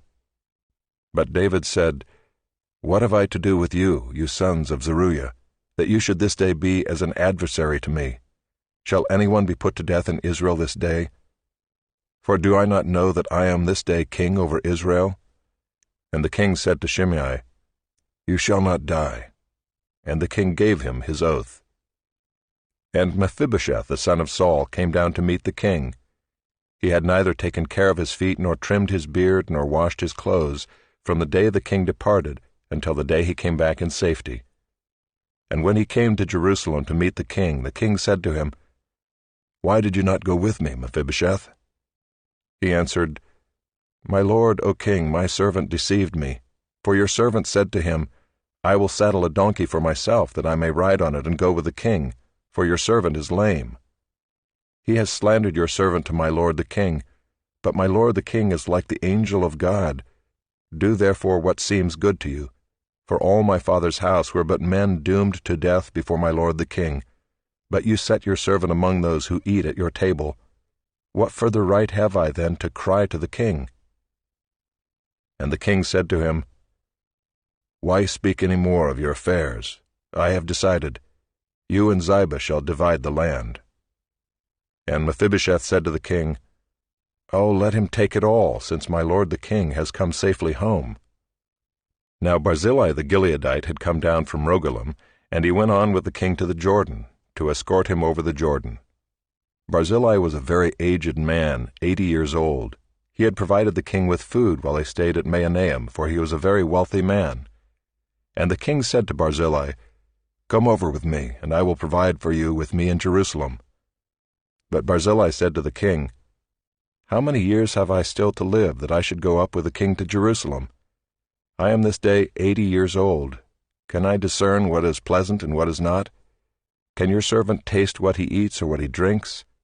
Can I still listen to the voice of singing men and singing women? Why then should your servant be an added burden to my lord the king? Your servant will go a little way over the Jordan with the king. Why should the king repay me with such a reward? Please let your servant return, that I may die in my own city near the grave of my father and my mother. But here is your servant Kimham. Let him go over with my lord the king, and do for him whatever seems good to you." And the king answered, Kimham shall go over with me, and I will do for him whatever seems good to you, and all that you desire of me I will do for you." Then all the people went over the Jordan, and the king went over. And the king kissed Barzillai and blessed him, and he returned to his own home. The king went on to Gilgal, and Kimham went on with him. All the people of Judah and also half the people of Israel brought the king on his way. Then all the men of Israel came to the king and said to the king, "Why have our brothers the men of Judah stolen you away and brought the king and his household over the Jordan, and all David's men with him?" All the men of Judah answered the men of Israel, "Because the king is our close relative, why then are you angry over this matter? Have we eaten it all at the king's expense, or has he given us any gift?" And the men of Israel answered the men of Judah, "We have 10 shares in the king, and in David also we have more than you. Why then did you despise us? Were we not the first to speak of bringing back our king?"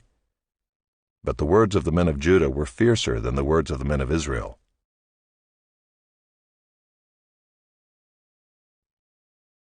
Chapter 20. Now there happened to be there a worthless man whose name was Sheba the son of Bichri, a Benjaminite.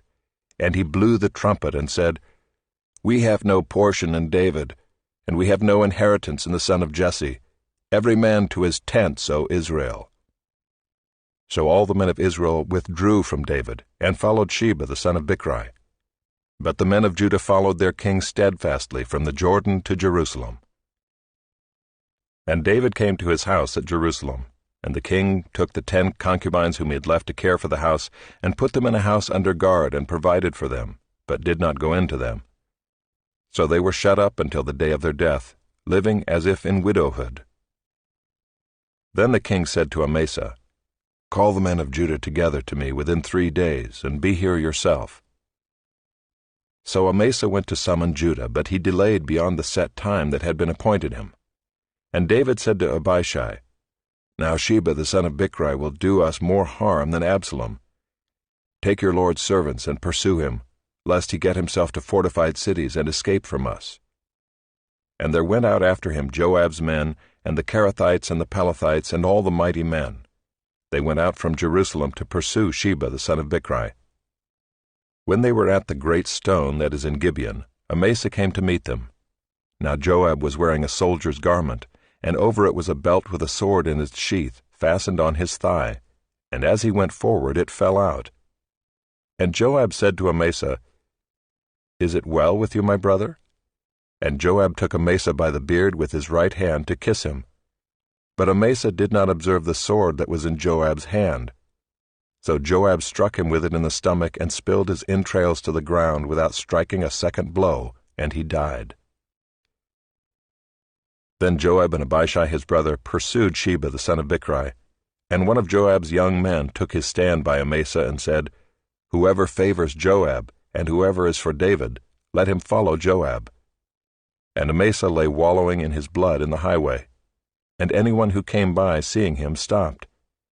And when the man saw that all the people stopped, he carried Amasa out of the highway into the field, and threw a garment over him.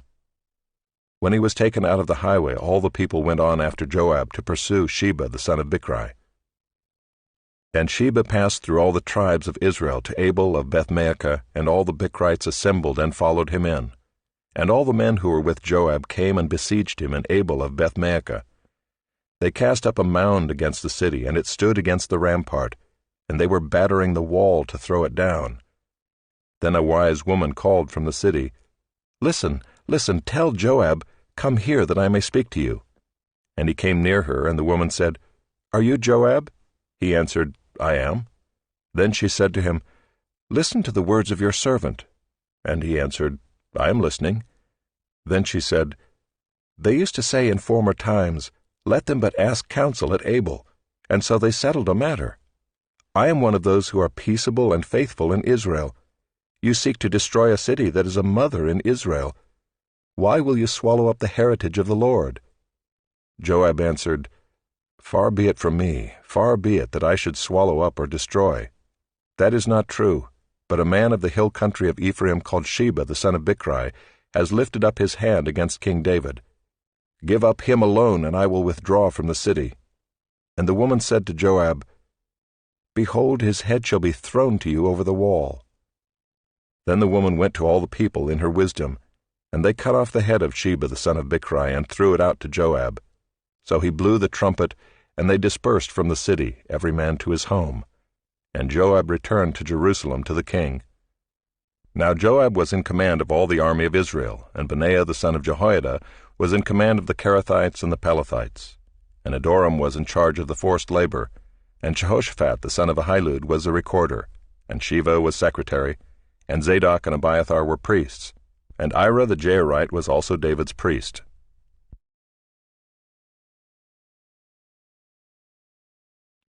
Chapter 21. Now there was a famine in the days of David for 3 years, year after year.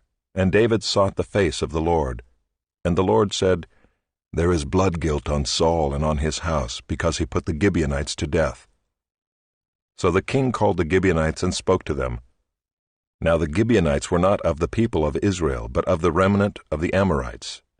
Although the people of Israel had sworn to spare them, Saul had sought to strike them down in his zeal for the people of Israel and Judah.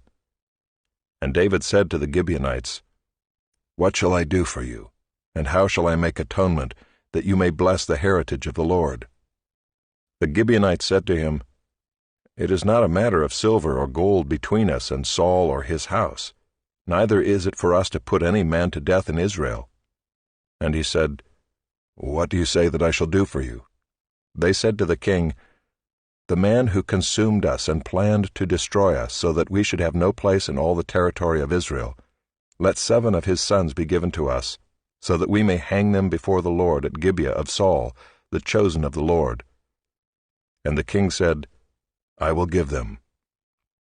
But the king spared Mephibosheth, the son of Saul's son Jonathan, because of the oath of the Lord that was between them, between David and Jonathan the son of Saul. The king took the 2 sons of Rizpah the daughter of Aiah, whom she bore to Saul, Armoni and Mephibosheth, and the 5 sons of Merab the daughter of Saul, whom she bore to Adriel the son of Barzillai the Maholathite.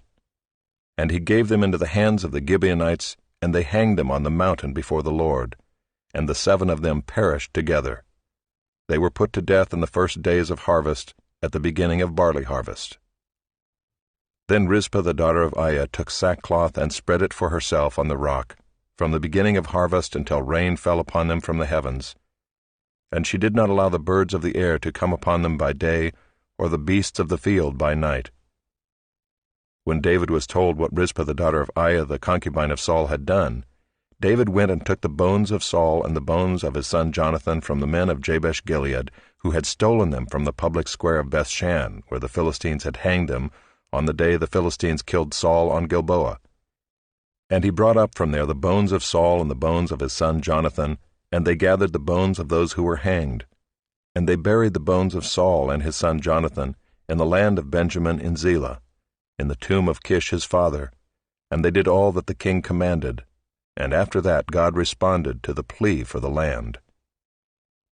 There was war again between the Philistines and Israel, and David went down together with his servants, and they fought against the Philistines.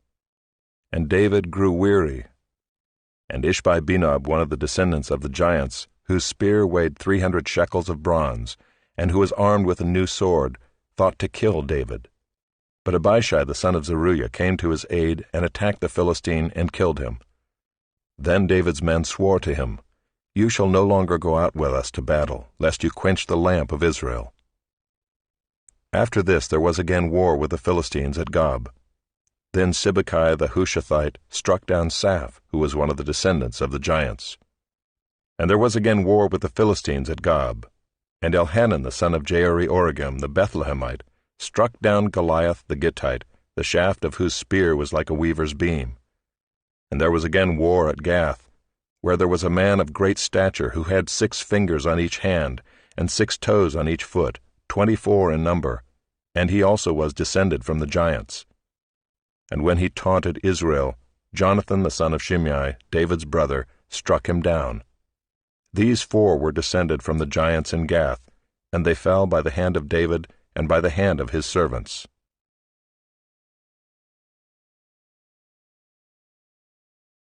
Chapter 22. And David spoke to the Lord the words of this song on the day when the Lord delivered him from the hand of all his enemies and from the hand of Saul. He said, The Lord is my rock and my fortress and my deliverer, my God, my rock in whom I take refuge, my shield and the horn of my salvation, my stronghold and my refuge, my Savior, you save me from violence. I call upon the Lord, who is worthy to be praised, and I am saved from my enemies. For the waves of death encompassed me, the torrents of destruction assailed me. The cords of Sheol entangled me, the snares of death confronted me. In my distress I called upon the Lord. To my God I called. From his temple he heard my voice, and my cry came to his ears. Then the earth reeled and rocked. The foundations of the heavens trembled and quaked because he was angry. Smoke went up from his nostrils and devouring fire from his mouth. Glowing coals flamed forth from him. He bowed the heavens and came down. Thick darkness was under his feet. He rode on a cherub and flew. He was seen on the wings of the wind. He made darkness around him his canopy, thick clouds, a gathering of water. Out of the brightness before him coals of fire flamed forth. The Lord thundered from heaven, and the Most High uttered his voice. And he sent out arrows and scattered them, lightning and routed them. Then the channels of the sea were seen, the foundations of the world were laid bare, at the rebuke of the Lord, at the blast of the breath of his nostrils. He sent from on high, he took me, he drew me out of many waters. He rescued me from my strong enemy, from those who hated me, for they were too mighty for me. They confronted me in the day of my calamity, but the Lord was my support. He brought me out into a broad place. He rescued me because he delighted in me. The Lord dealt with me according to my righteousness. According to the cleanness of my hands he rewarded me. For I have kept the ways of the Lord, and have not wickedly departed from my God. For all his rules were before me, and from his statutes I did not turn aside. I was blameless before him, and I kept myself from guilt. And the Lord has rewarded me according to my righteousness, according to my cleanness in his sight. With the merciful you show yourself merciful, with the blameless man you show yourself blameless. With the purified you deal purely, and with the crooked you make yourself seem tortuous. You save a humble people, but your eyes are on the haughty to bring them down. For you are my lamp, O Lord, and my God lightens my darkness. For by you I can run against a troop, and by my God I can leap over a wall. This God, his way is perfect. The word of the Lord proves true. He is a shield for all those who take refuge in him. For who is God but the Lord, and who is a rock except our God? This God is my strong refuge, and has made my way blameless. He made my feet like the feet of a deer, and set me secure on the heights. He trains my hands for war, so that my arms can bend a bow of bronze. You have given me the shield of your salvation, and your gentleness made me great. You gave a wide place for my steps under me, and my feet did not slip. I pursued my enemies and destroyed them, and did not turn back until they were consumed. I consumed them. I thrust them through, so that they did not rise. They fell under my feet. For you equipped me with strength for the battle.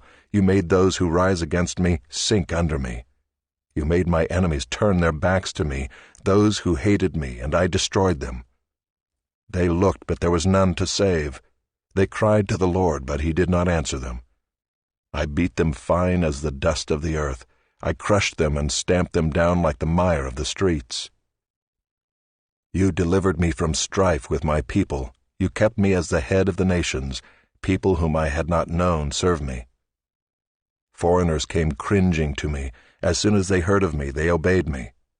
Foreigners lost heart and came trembling out of their fortresses. The Lord lives, and blessed be my rock, and exalted be my God, the rock of my salvation, the God who gave me vengeance and brought down peoples under me, who brought me out from my enemies. You exalted me above those who rose against me. You delivered me from men of violence. For this I will praise you, O Lord, among the nations, and sing praises to your name.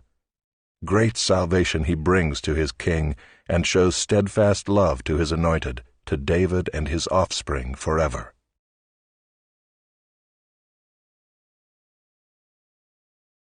Chapter 23. Now these are the last words of David.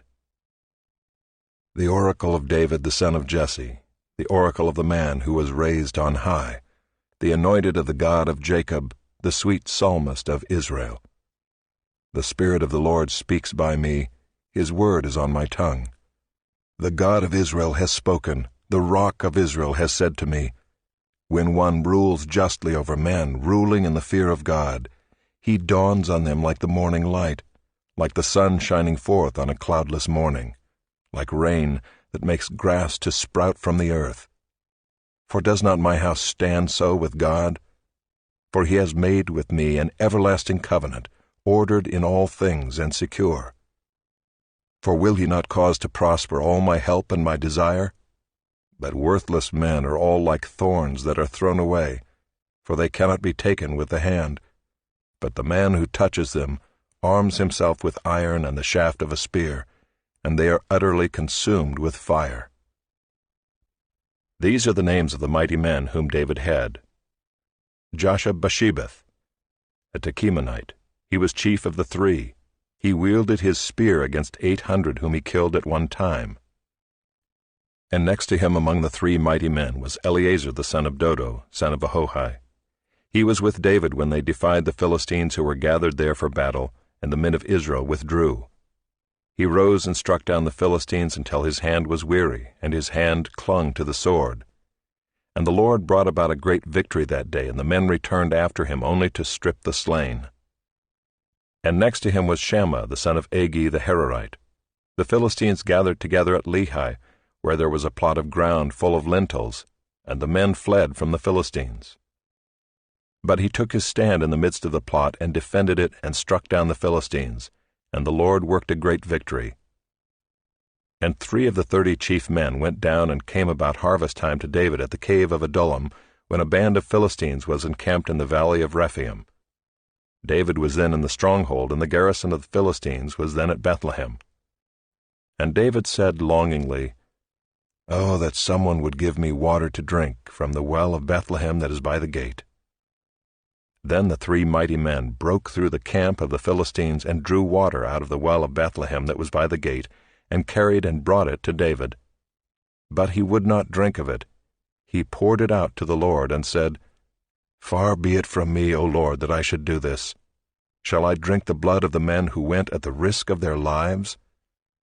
Therefore he would not drink it. These things the 3 mighty men did. Now Abishai the brother of Joab, the son of Zeruiah, was chief of the 30. And he wielded his spear against 300 men, and killed them, and won a name beside the 3. He was the most renowned of the 30, and became their commander, but he did not attain to the 3. And Benaiah the son of Jehoiada was a valiant man of Kabzeel, a doer of great deeds. He struck down 2 Ariels of Moab. He also went down and struck down a lion in a pit on a day when snow had fallen. And he struck down an Egyptian, a handsome man. The Egyptian had a spear in his hand, but Benaiah went down to him with a staff and snatched the spear out of the Egyptian's hand and killed him with his own spear. These things did Benaiah the son of Jehoiada, and won a name beside the 3 mighty men. He was renowned among the 30, but he did not attain to the 3. And David set him over his bodyguard. Asahel the brother of Joab was one of the 30.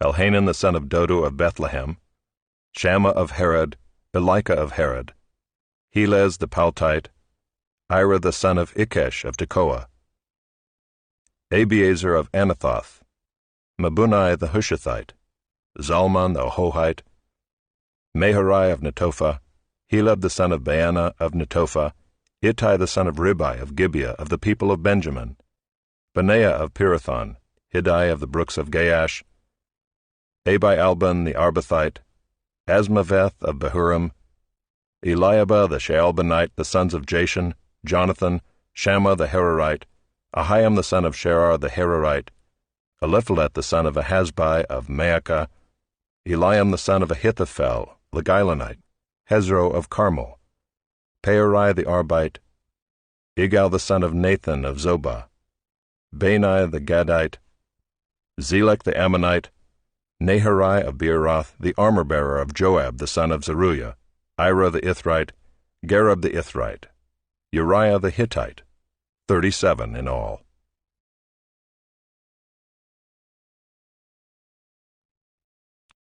Chapter 24. Again the anger of the Lord was kindled against Israel, and he incited David against them, saying, Go, number Israel and Judah.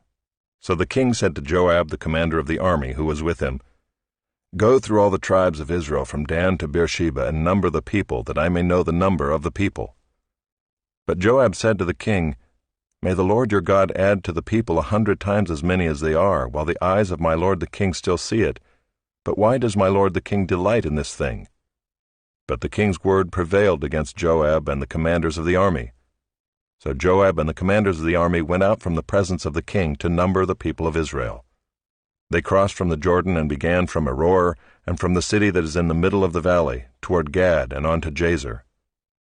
Then they came to Gilead and to Kadesh in the land of the Hittites. And they came to Dan, and from Dan they went around to Sidon, and came to the fortress of Tyre, and to all the cities of the Hivites and Canaanites. And they went out to the Negeb of Judah at Beersheba. So when they had gone through all the land, they came to Jerusalem at the end of 9 months and 20 days. And Joab gave the sum of the numbering of the people to the king. In Israel there were 800,000 valiant men who drew the sword, and the men of Judah were 500,000. But David's heart struck him after he had numbered the people. And David said to the Lord, I have sinned greatly in what I have done. But now, O Lord, please take away the iniquity of your servant, for I have done very foolishly. And when David arose in the morning, the word of the Lord came to the prophet Gad, David's seer, saying, Go and say to David, Thus says the Lord, 3 things I offer you. Choose one of them, that I may do it to you. So Gad came to David and told him, and said to him, Shall 3 years of famine come to you in your land? Or will you flee 3 months before your foes while they pursue you? Or shall there be 3 days' pestilence in your land? Now consider and decide what answer I shall return to him who sent me. Then David said to Gad, I am in great distress. Let us fall into the hand of the Lord, for his mercy is great. But let me not fall into the hand of man. So the Lord sent a pestilence on Israel from the morning until the appointed time. And there died of the people from Dan to Beersheba 70,000 men. And when the angel stretched out his hand toward Jerusalem to destroy it, the Lord relented from the calamity and said to the angel who was working destruction among the people, It is enough. Now stay your hand. And the angel of the Lord was by the threshing floor of Araunah the Jebusite. Then David spoke to the Lord when he saw the angel who was striking the people, and said, Behold, I have sinned, and I have done wickedly. But these sheep, what have they done? Please let your hand be against me and against my father's house. And Gad came that day to David and said to him, Go up, raise an altar to the Lord on the threshing floor of Araunah the Jebusite. So David went up at Gad's word as the Lord commanded. And when Araunah looked down, he saw the king and his servants coming on toward him. And Araunah went out and paid homage to the king with his face to the ground. And Araunah said, Why has my lord the king come to his servant? David said, To buy the threshing floor from you in order to build an altar to the Lord, that the plague may be averted from the people. Then Araunah said to David, Let my lord the king take and offer up what seems good to him. Here are the oxen for the burnt offering, and the threshing sledges and the yokes of the oxen for the wood. All this, O king, Araunah gives to the king. And Araunah said to the king, May the Lord your God accept you. But the king said to Araunah, No, but I will buy it from you for a price. I will not offer burnt offerings to the Lord my God that cost me nothing. So David bought the threshing floor and the oxen for 50 shekels of silver. And David built there an altar to the Lord and offered burnt offerings and peace offerings. So the Lord responded to the plea for the land, and the plague was averted from Israel.